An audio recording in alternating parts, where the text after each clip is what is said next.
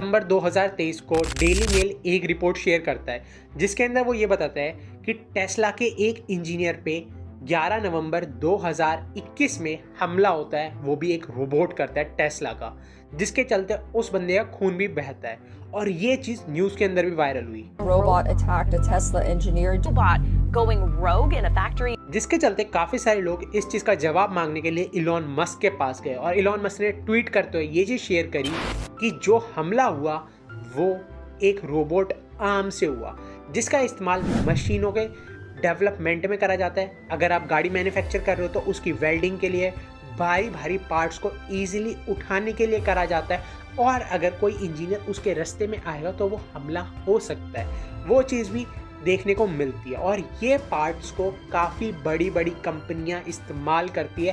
Tesla कोई लोती company नहीं है। टेस्ला की गीगा फैक्ट्री सेकंड नंबर पे आती है, जो कि एक इतनी बड़ी फैक्ट्री है। और जब ये सारी चीज़ें हम लोगों को टेस्ला रोबोट के द्वारा सुनने को मिली तो लोग पुराने पन्ने खरीदते हुए पहुंच गए।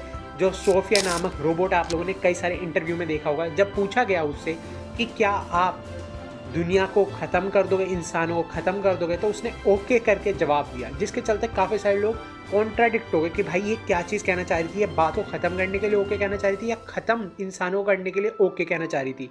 वो चीज़ समझ में नहीं आई और इसी के चलते इलॉन मस्क को भी ये सारी चीज़ें क्लियर करनी पड़ी। उन्होंने ये चीज़ बताई, ये कूका नामक कंपनी है जो रोबोट आर्म मैन्युफैक्चर करती है और उसके बीच में जब इंजीनियर आ गया था तब ये हादसा देखने को मिला, लेकिन इतनी ज़्यादा कुछ भी दिक्कत नहीं है, जिसके चलते इंजीनियर दोबारा वापस आ गया था अगले ही दिन काम पर।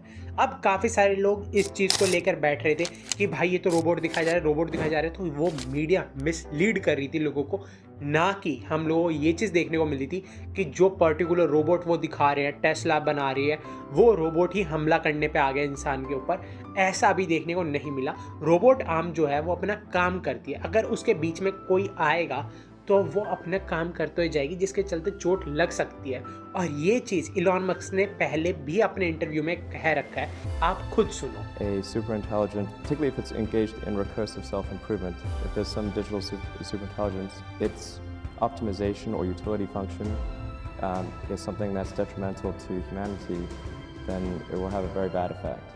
कई सारे लोग अब इस चीज़ को बोल रहे हैं कि भाई एआई के अंदर इतनी ज़्यादा डेवलपमेंट नहीं आनी चाहिए, ये रोबोट बेकाबू हो सकते हैं, इंसानों के ऊपर हमला कर सकते हैं। अभी हाल फिलहाल में ऐसी कोई चीज़ देखने को नहीं मिली। फ्यूचर में होए या ना होए उस चीज़ के बारे में नहीं कह सकते, लेकिन हाँ, हर एक कंट्री अपनी तरफ से स्टेप उठा रही है जिसके चलते वो एआई डेवलपमेंट को एक लेवल तक लेके जाए जिधर वो लोगों की हेल्प कर रहा है, ना कि उससे आगे जहाँ पर वो लोगों के ऊपर हमला कर रहा है। तो वो सारी चीज़ें भी देखनी पड़ी।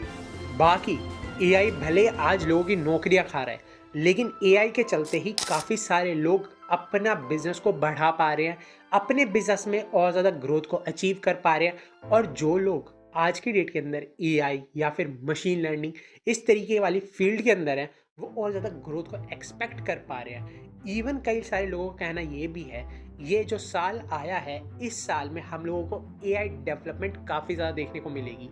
इवन कई सारे बड़े बड़े जो फंड हाउसेज हैं वो भी एआई बिजनेस के अंदर अपने फंड को इन्वेस्ट करना ज़्यादा पसंद करेंगे कंपेरेटिवली किसी और सेगमेंट के इंडस्ट्री के अंदर फंड को इन्वेस्ट करने के।